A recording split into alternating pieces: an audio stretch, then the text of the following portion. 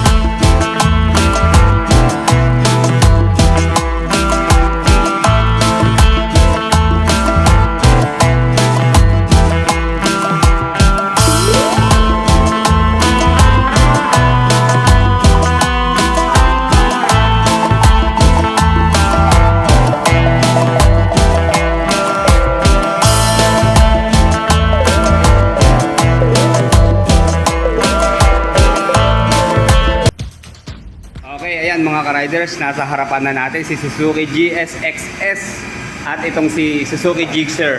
Bali, 150cc po itong si Suzuki GSX at 155cc naman itong si Suzuki Gixxer. Okay, mamaya tutulungan tayo ni Sir NJ para paliwanag sa atin yung kanyang basic specs kung ano ba ang pagkakaiba ng dalawang ito. Okay, bago tayo mag-start, syempre ako hindi ako mapalagay pag hindi ko naiintindihan yung meaning ng kanyang model name. Okay, ang GSX po ay stands for Grand Sport Experimental, and then yung S po ay standard naman. And then meron din po itong GSX-R at yung R naman po ay stands for race. Bali, meron pong dalawang kulay na available dito. Po muna tayo sa Suzuki GSX 150. Bali, ito po glossy black, and then meron po siyang decals na color blue. And then yung isang available na kulay naman po nito ay glossy blue naman na meron po namang yellow na decals. Kaya maganda po ang kulay ng parang ganito po. Pero ito po yung Suzuki Gixxer po ito ha. Ito, unahin na natin sa kanyang looks. At hindi tayo malilito sa looks dahil sa headlight pa lang po, malaki po ang pagkakaiba niya. Ayan, sa headlight. Although pareho po silang LED, laki po ang headlight ng Gixxer. Dito po sa ating Suzuki GSX, maganda po ang kanyang shape. Sa Gixxer, bali ka-level siya ng headlight, yung kanyang mga turning signals. Dito naman po sa ating GSX, nasa itaas yung turning signals niya, ka-level naman ng kanyang instrument panel. And then meron siyang maliit na visor dito na matte black finish po ang pagkakagawa. And then dito naman po sa ating Gixxer, wala ho siyang visor. Pero sa overall dimension po niya, almost the same ang kanyang sukat at ang forma niya. Ayan. Okay, sunod natin yung decals dito po sa GSX. Bali dito sa headlight niya, meron siyang brand name na meron pong combined na lining ng blue at saka gray. And then white yung pinakapangalan niya. And then nandito po yung kanyang emblem, chrome na rin siya. And then 3D na dahil naka-emboss po siya. And then ito pa, another branding niya, Suzuki. Kanyang model name na GSX-S. Ayan, meron po rito kulay blue, gray at saka white na color combination. So talagang panlalaki po ang kulay nito. And dito sa likuran niya, kung may makikita pa tayong decals or sticker. Okay, malinis po siya. Okay, ito meron po dito. Ayan yung kanyang displacement 150 na color blue. And then dito po sa babo po ng kanyang pinakatapalo doon, meron siyang branding na Suzuki. Okay, malinis po siya. Konti lang ang mga decals sa kapalit niya. Unlike dito sa Gixxer, talagang marami po siyang mga decals. And then ito ang nagdala sa kanya, yung mga lining na yellow hanggang sa kanyang mugs. Okay, balikan natin to kanyang mga ilaw, mga riders. Bali dito po, okay, pure LED po sa kanyang headlight. And then sa turning signal po ay bulb ang ginamit. And then dito sa kanyang tail light, signal light sa rear. Okay, ano po siya, bulb pa rin. Dito po, bulb siya. Okay, dito naman po sa kanyang mag wheels, ayan, alloy na po ang kanyang mugs na matte blue ang kulay.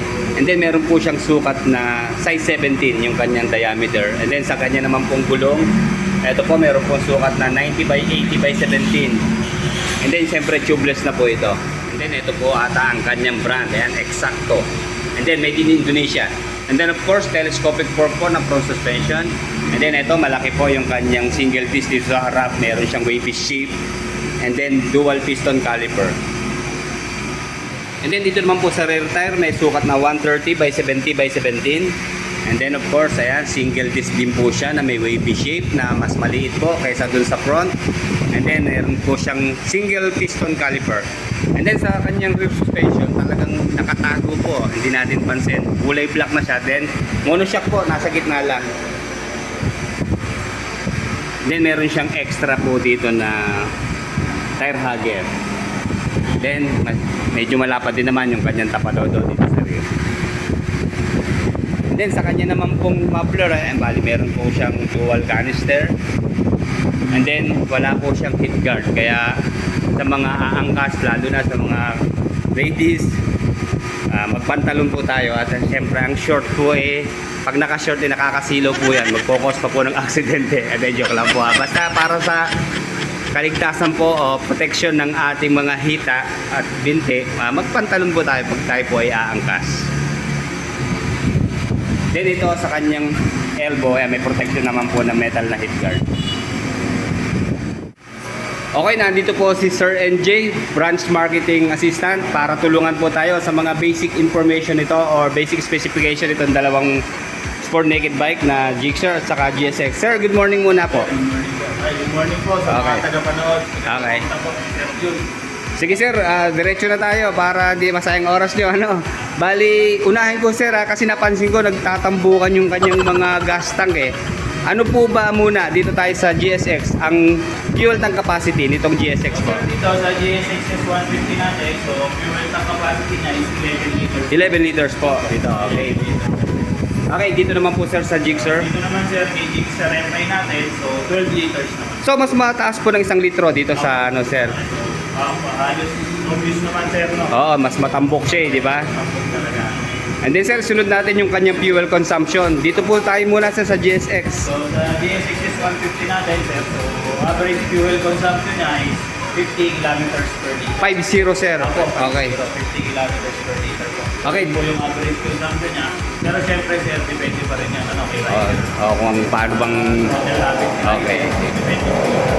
And then dito, sir, sa ating Gixxer. Ito naman kay Gixxer FI natin, sir, is 45. 45 kilometers. Okay. Sige, sir. So yun nga, sir, depende pa rin po sa Okay. hotel habit ni rider po ng nagamit. Sir, bukod po doon, ano po pong pagkakaiba niya, lalo na sa ating engine specs? So sir, dito kay GSXS 150 natin, so ang engine displacement niya, so siya po ay 4-stroke, dual overhead cam at 4 valve, sir. Okay. So 147.3 cc po. Okay. So kay Gixxer FI naman natin, sir, 4-stroke, single cylinder, so single overhead cam at 2 valve naman po siya. Okay. 2 valve lang po siya and 155 cc. Pero sir, sa cooling system, pareho ho silang liquid cooled po ba o air cooled lang yung isa? So dito sir, kay Gixxer natin, air cooled po siya. Air cooled, okay. Dito po Dito ha. kay GSXS natin, so siya po yung liquid cooled. Then sir, pareho silang FI, tama ba? Apo. By the way mga ka-riders, meron pong 1.3 liters na engine oil capacity itong si GSXS 150. And then 1 liter naman po dito sa ating GXS ang kanyang engine oil capacity. Sir, sa performance naman po nitong si GSX, kamusta naman po ang kanyang power at torque? Yung GSXS natin, so ang maximum power niya is 14.1 kilowatts at 10,500 RPM. So maximum torque naman niya is 14.0 Newton meter at 9,000 RPM. Okay. Dito naman sir, tayo sa kabila. So may Gixxer FI naman po, so ang maximum power niya is 10.4 kilowatts at 8,000 RPM. Then sa kanya naman pong maximum torque is 14 Newton meter at 6,000 RPM. Ayun po, so parehas naman po silang manual transmission. So kaya lang po, so pinagkaiba nila. So si GSXS 150 natin is 6-speed po. So and nag-average siya ng 137 kilometers per hour. Top speed. So yun po yung top speed. Okay. So, dito naman kay Gixxer FI natin, so 5 lang po. 5 speed lang siya. Okay. Ayun sir, dagdag ko na lang po. So, na comparison po sa kanila. So, si GSXS natin, yan ay meron pa rin po kickstart. So, ito po. So, may kickstart pa rin po siya. Then, kay Gixxer FI natin, so, wala na po siyang kickstart. Ayan po. So, wala na siyang kickstart. So, pero sa panel naman po, so, parehas naman po sila fully digital panel. So, ayan po. So, parehas naman po sila. Fully digital. So, very informative naman po pag mga naka-digital panel. So, nakita nyo na yung pagkakaiba nila. So, nakita naman natin na mas mababa yung specs ni Gixxer FI natin. So, syempre, mas mababa yung price niya compared kay GSXS 150 natin. So, magkano ba si Gixxer FI natin? So, si Gixxer FI po, so cash price po niya is 100 to 700. Sa mga hindi naman kaya mag-cash, so syempre, meron tayong installment. So, minimum down payment po natin kay Gixxer FI is 10,600. Then, monthly po natin for 3 years is 4,910. Dito naman tayo kay GSXS 150 natin. So, cash price niya is 135,700. So, yun po yung cash price niya. Then, sa mga nagbabalak naman, so, sa mga gustong mag-installment, so, ang down payment niya is 13,900. Then, monthly niya for 3 years is 6,370. So, parehas pa naman yung may rebate na 200. Masasakyan po natin kay Sir NJ. Siya po ay 5'6" and a half ang height. So ayan, sa mga nagtatanong kung tiyad ba o abot, uunahin po natin na bali meron po siyang 130 kilograms na weight itong ating Suzuki GSXS, and then meron po siyang 155 na ground clearance, and then 785 mm na seat height. Okay, sige sir, pakisakyan nyo nga po. Tanggalin na natin sa center stand. Ayan, para okay, ayan. Makikita natin kung abot ba ni Sir NJ. Okay, ayan na. Siya po ay 5'6" and a half. Tama ba, sir? Opo.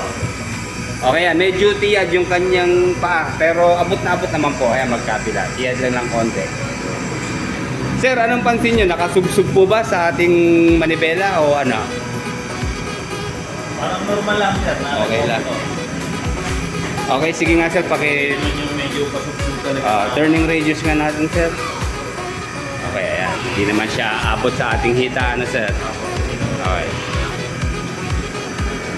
Sir, paki-bounce nga ng konti kasi napansin ko naka-monoshock siya eh. Kaya yan. Okay. Yan sir, kamusta preno niya? Paki-preno nga sir. Maganda.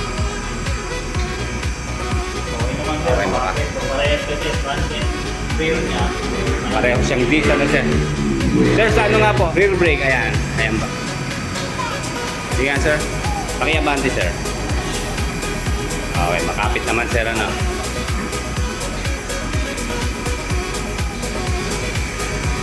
So okay, sa mga interested po, so pwede po silang pumasyal dito sa aming branch. So Suzuki 3S Pagsangan. So located at Aresa Complex, Barangay Binyan, Pagsangan, Laguna. Pwede nyo rin po kaming i-follow sa aming Facebook page. So Suzuki 3S Pagsangan. Okay sir, maraming salamat po. Okay, sige. Hanggang dito na lang mga riders. Like, comment, and subscribe sa ating channel. Salamat po.